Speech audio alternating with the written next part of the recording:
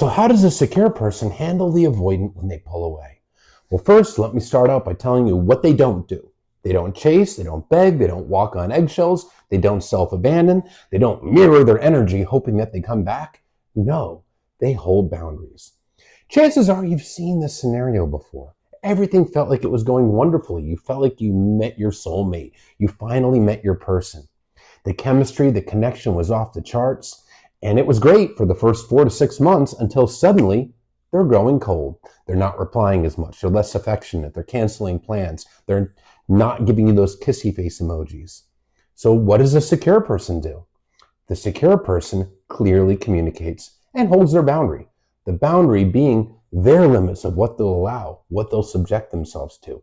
Not trying to control the other person, just asserting their needs, their limits. And it starts like this. Hey, I've noticed that there's been some disconnect and distance lately. Are you still interested in maintaining this connection?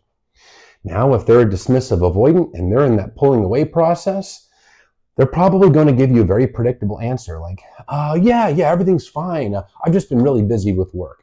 Or some excuse like that. Not really much going to be in the way of accountability.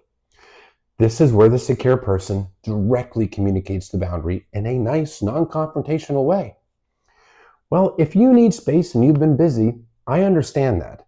But consistency with communication is really important to me. And when I go days without hearing from you and plans are constantly canceled, I feel like I'm not being considered, and that really doesn't work for me.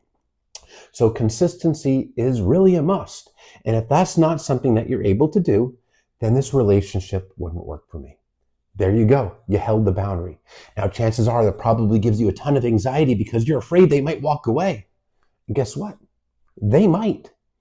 And they might give you lip service and tell you what you want to hear and then continue to pull away. Then the burden is up to you to enforce that boundary with yourself and walk away. But if they walk away, or if they put you in a position where you have to walk away, well, there you go. Your boundary just weeded out a partner that was never going to show up for you, that wasn't emotionally available for you.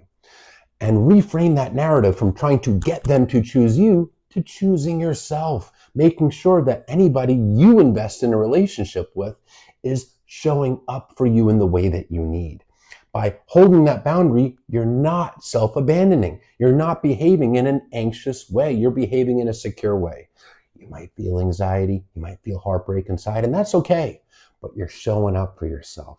Emotionally unavailable people generally struggle to stay in relationships with people that have boundaries because they largely approach it with a what's in it for me attitude.